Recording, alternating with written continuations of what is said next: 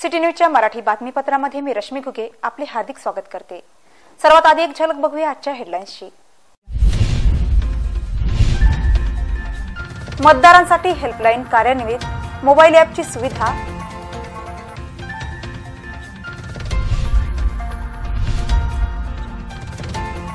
हिवरखेडच्या शाळेत रानडुकराचा हैदोस।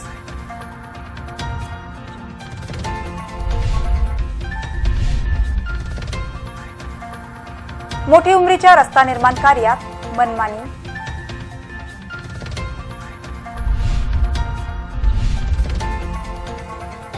परवानाधारकांना शस्त्र जमा करण्याचे कडक निर्देश।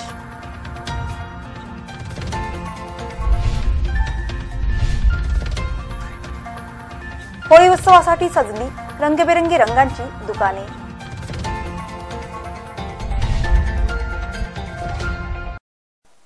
सुरुवात करूया आजच्या सविस्तर बातम्यांना। निवडणूक आयोगाद्वारे लोकसभा निवडणुकीसाठी मतदारांकरता हेल्पलाईन कार्यान्वित करण्यात आली।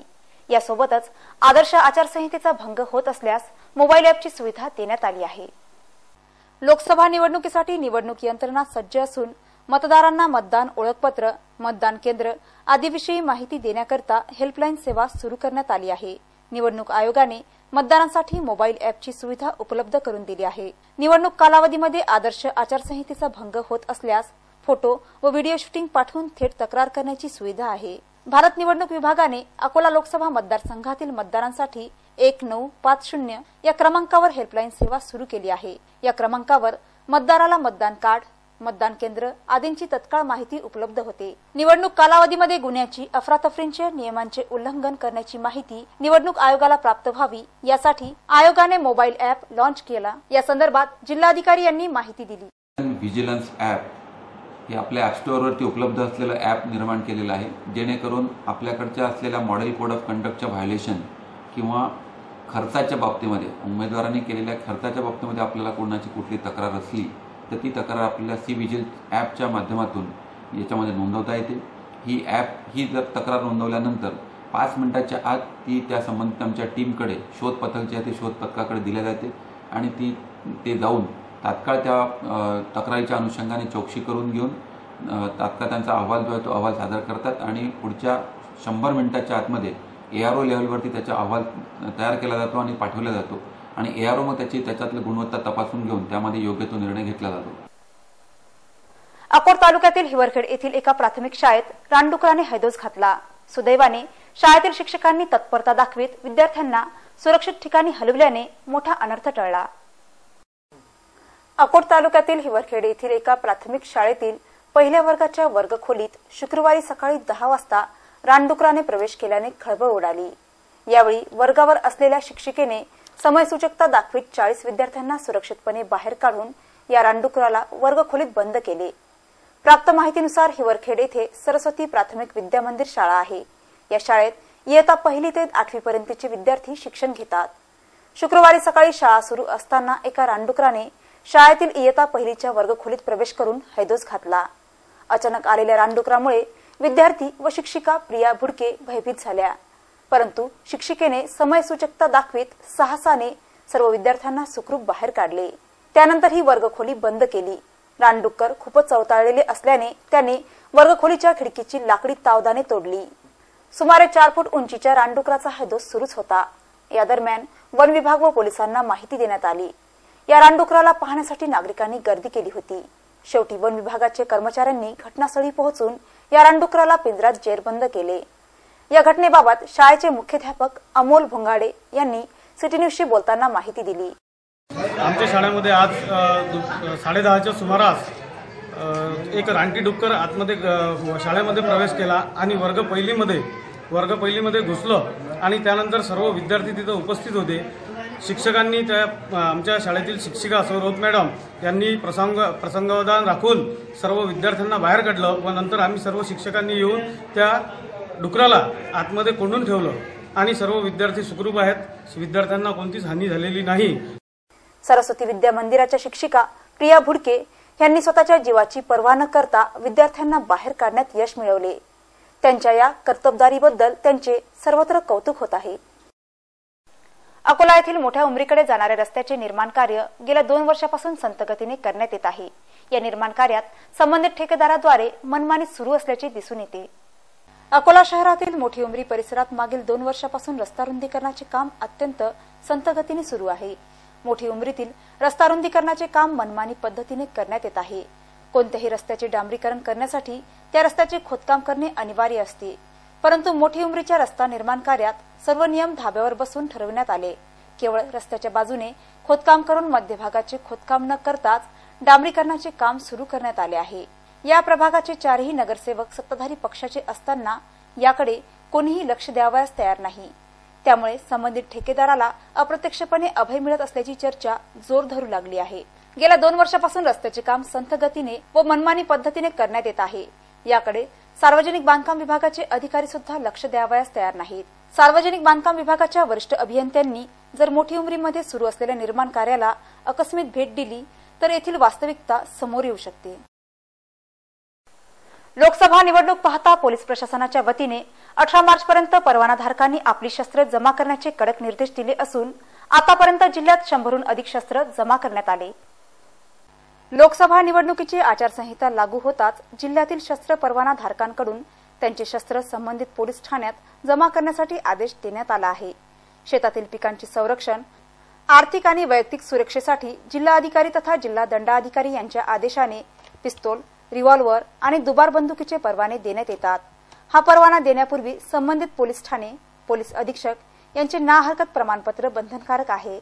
गृह विभागाने ठरवलेल्या सर्व अटी आणि नियमांचे पालन करणाऱ्यांना जिल्हाधिकाऱ्यांकडून शस्त्र परवाना देण्यात येतो। त्यानुसार जिल्ह्यात सध्या 642 जणांना शस्त्र परवाना देण्यात आलेला आहे।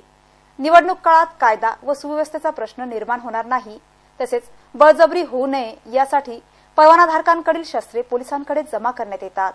त्यानुसार जिल्हाधिकारी जितेंद्र पापळकर आणि पोलीस अधीक्षक एम राकेश कलासागर यांनी शस्त्र जमा करण्यासाठी आदेश दिला असून प्रत्येक पोलीस स्टेशन स्तरावर शस्त्र जमा करण्याची प्रक्रिया सुरू करण्यात आली आहे। आतापर्यंत 100वर शस्त्र जमा करण्यात आली आहेत, तर 18 मार्चपर्यंत ही शस्त्र जमा करण्यासाठी मुदत देण्यात आली आहे। लोकसभा निवडणुकीची आचारसंहिता संपताच ही शस्त्रे संबंधितांना परत केली जाणार आहेत। रंगाचा उत्सव होळी आता केवळ 5 दिवसावर येऊन ठेपली आहे। होळी उत्सवाकरता लागणारे रंग व साहित्यांची दुकाने बाजारपेठेमध्ये सजली आहेत।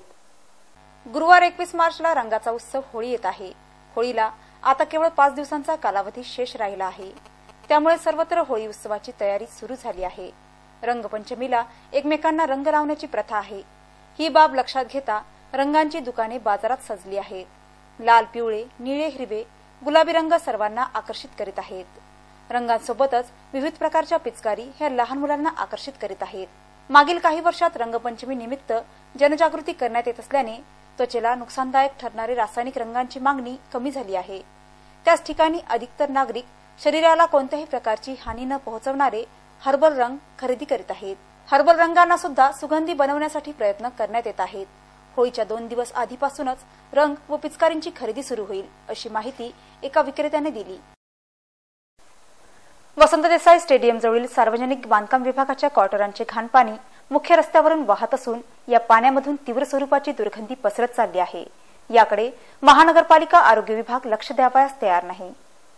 अकोला शहरात स्वच्छता अभियानाबाबत उदासीनता दिसून पडत आहे।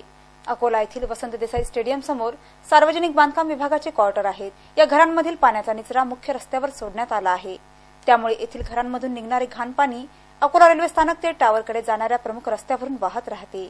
या प्रमुख रस्त्यावर वाहणाऱ्या घाण पाण्यामधून तीव्र स्वरूपाची दुर्गंधी पसरली आहे।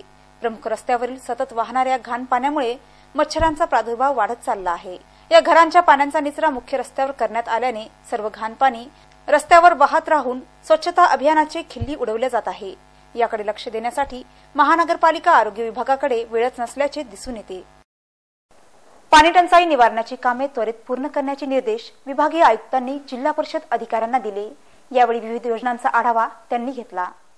उन्हाळ्यात ग्रामीण भागातील नागरिकांना सहजतेने पिण्याचे पाणी उपलब्ध व्हावे यासाठी पाणी टंचाई निवारणाची कामे वेळेत पूर्ण करा, अशा सूचना विभागीय आयुक्त पियुष सिंग यांनी गुरुवारी दिल्या। जिल्हा परिषदेमध्ये विविध विभागांच्या कामकाजाचा आढावा बैठकीत ते बोलत होते। बैठकीमध्ये विभागीय आयुक्तांनी अकोट व तेल्हारा तालुक्यातील 8 पुनर्वसित गावांसाठी जिल्हा परिषदेने केलेल्या नियोजनाची माहिती घेतली। संबंधित गावांमध्ये दुग्ध व्यवसाय, कुक्कुटपालन व शेळीपालन करून आदिवासी बांधवांना रोजगाराचे साधन उपलब्ध करून देण्याच्या योजनेचा त्यांनी आढावा घेतला। पुनर्वसित गावातील 75% आदिवासी बांधवांना संबंधित योजनेद्वारे रोजगार उपलब्ध करून देण्याचा जिल्हा परिषदेचा मानस असल्याची माहिती सीईओ आयुष प्रसाद यांनी दिली। बैठकीमध्ये जिल्हा परिषदेचे मुख्य कार्यकारी अधिकारी आयुष प्रसाद, प्रभारी अतिरिक्त मुख्य कार्यकारी अधिकारी विकास खिल्लारे व इतर विभागांचे प्रमुख उपस्थित होते। पतीची हत्या करण्यासाठी वापरलेले मुसळ आणि रॉकेलची कॅन तेल्हारा पोलिसांनी जप्त केली। तेल्हारा येथे रमेश हागे यांची निर्गुण हत्या पत्नीने केल्याचे उघड झाले होते। पतीची हत्या करण्यासाठी वापरलेले मुसळ आणि रॉकेलची कॅन तेल्हारा पोलिसांनी 14 मार्च रोजी जप्त केली आहे। पतीची हत्या करून पुरावा नष्ट केल्याच्या आरोपाखाली पोलीस कोठडीमध्ये असलेल्या मंगला रमेश हागे वय 40 राहणार तेल्हारा हिने हत्येसाठी वापरलेले लोखंडी मुसळ वापरले होते। तसेच पुरावा नाहीसा करण्यासाठी आत्महत्येचा देखावा करून प्रेत जाळण्याचा प्रयत्न केला होता। प्रेत जाळण्यासाठी वापरलेल्या रॉकेलची कॅन पोलिसांनी 14 मार्च रोजी जप्त केली। तपास अधिकारी पोलीस उपनिरीक्षक निलेश देशमुख व पोलिसांनी आरोपी महिलेच्या घरातून दोन्ही वस्तू जप्त केल्या। पुढील तपास तेल्हारा पोलीस करीत आहे। अकोला बसस्थानकावर अस्वच्छतेने कळस गाठला आहे। बसस्थानकावरील स्वच्छतेसाठी कोट्यावधी रुपये खर्च होत असताना कंत्राटदारांच्या मनमानीमुळे बसस्थानकावर स्वच्छतेचे 3 तेरा वाजविण्यात आले। अकोला विभागातील सर्वात मोठे बसस्थानक असलेले मध्यवर्ती बसस्थानकामध्ये पुरेशी स्वच्छता ठेवण्यात येत नसल्याने प्रवासी वर्ग त्रस्त आहे। राज्यभरातील सर्व बसस्थानक व परिसरांची स्वच्छता चोखपणे व्हावी यासाठी एसटी महामंडळाच्या वतीने कोट्यावधी रुपये खर्च करून स्वच्छतेचा कंत्राट देण्यात आला। अकोला विभागात मध्यवर्ती बसस्थानकासह काही बसस्थानकांची स्वच्छता नियुक्त कंत्राटदारांकडून करण्यात येते। मध्यवर्ती बसस्थानकामध्ये स्वच्छतेचे काम चोखपणे होत नसल्याने बसस्थानक व परिसरामध्ये कचरा पडून असतो। बसस्थानकामध्ये जागोजागी थुंकलेले असल्यामुळे दुर्गंधी पसरलेली असते। पान, गुटखा खाऊन बसस्थानकांच्या भिंतीचे कोपरे रंगलेले असून त्या स्वच्छ करण्यात येत नाहीत। नियुक्त स्वच्छता कंत्राटदारांच्या कर्मचाऱ्यांकडून बसस्थानकाची नियमित स्वच्छता करून घेणे आवश्यक असताना याकडे बसस्थानक व्यवस्थापनाचे दुर्लक्ष असल्याने समस्या गंभीर झाली आहे। मध्यवर्ती बसस्थानक हे अकोला विभागीय कार्यालयाच्या मुख्यालय ठिकाणी असताना सुद्धा ही अवस्था आहे। विभागातील ग्रामीण भागातील बसस्थानकाची स्वच्छता रामभरोसे आहे। गेल्या काही महिन्यापासून भुसावळ नागपूर पॅसेंजर रद्द करण्याच्या प्रकारात वाढ होत चालली आहे। आता ही पॅसेंजर पुन्हा 21 मार्च पर्यंत बंद ठेवण्याचे निर्देश रेल्वे प्रशासनाने दिल्याने प्रवाशांना त्रास सहन करावा लागत आहे। तांत्रिक कारणामुळे नागपूर भुसावळ पॅसेंजर पुन्हा एकदा निरस्त करण्यात आली। गेल्या 4 ते 5 महिन्यापासून ही ट्रेन निरस्त करण्याचा प्रकार सुरू आहे। या ट्रेनला 10हून अधिक वेळा निरस्त करण्यात आले। भुसावळ नागपूर भुसावळ पॅसेंजर आता 21 मार्च पर्यंत निरस्त करण्यात आली। प्राप्त माहितीनुसार रेल्वे प्रशासनाद्वारे नागपूर भुसावळ मंडळात करण्यात येणारे तांत्रिक कारणामुळे भुसावळ नागपूर पॅसेंजर बंद ठेवण्यात येत आहे। 24 मार्च पर्यंत ही ट्रेन बंद ठेवण्यात येत असल्याने या ट्रेनमधून प्रवास करणाऱ्या नागरिकांना आवाहन करण्यात आले की या सूचनेकडे प्रवाशांनी लक्ष द्यावे। गेल्या 4 महिन्यापासून अनेक वेळा ही ट्रेन रद्द करण्यात आल्याने प्रवाशांना मात्र त्रास सहन करावा लागत आहे। एक नजर टाकूया आजचे सुविचार, हेल्थ टिप्स आणि ब्युटी टिप्सवर।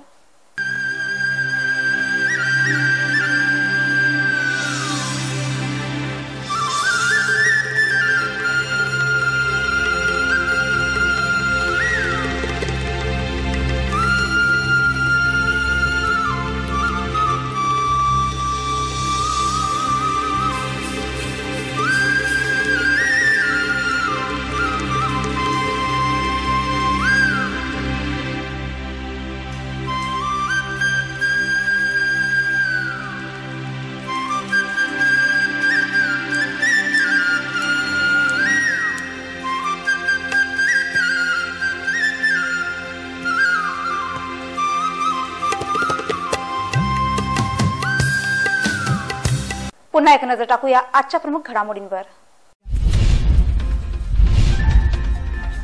मतदारांसाठी हेल्पलाईन कार्यान्वित, मोबाईल ॲपची सुविधा।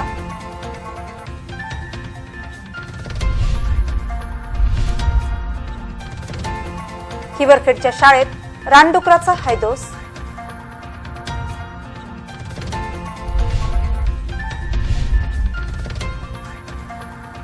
मोठी उमरीच्या रस्ता निर्माण कार्यात मनमानी।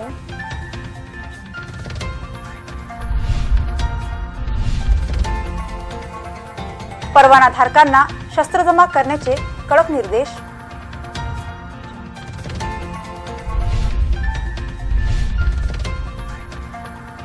होळी उत्सवासाठी सजली रंगीबेरंगी रंगांची दुकाने.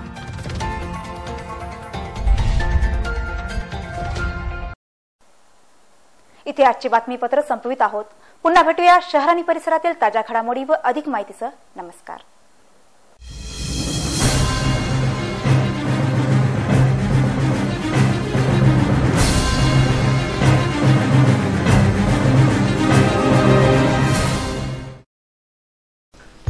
जल्द हो रहे हैं ट्राई के नियमों में भारी बदलाव.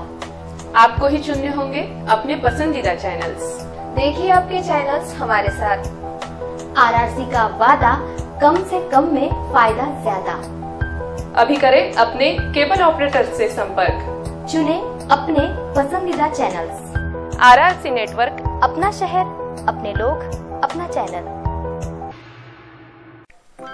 सिटी मैत्रीण. जमीन असो वा आकाश, घर असो वा समाज, नोकरी असो वा व्यवसाय, सर्वांमध्ये सिटी मैत्रीण खास. गेल्या वर्षाची एकच आज, सर्वांमध्ये सिटी मैत्रीण खास. नवे वर्ष, नवे रूप, नवा पर्व. तुमच्या हक्काचं अंगण, तुमच्या हक्काचं आकाश. या नव्या पर्वात एकच ध्यास, महिला सशक्तीकरण. आरआरसी सिटी मैत्रीण पर्व दुसरं.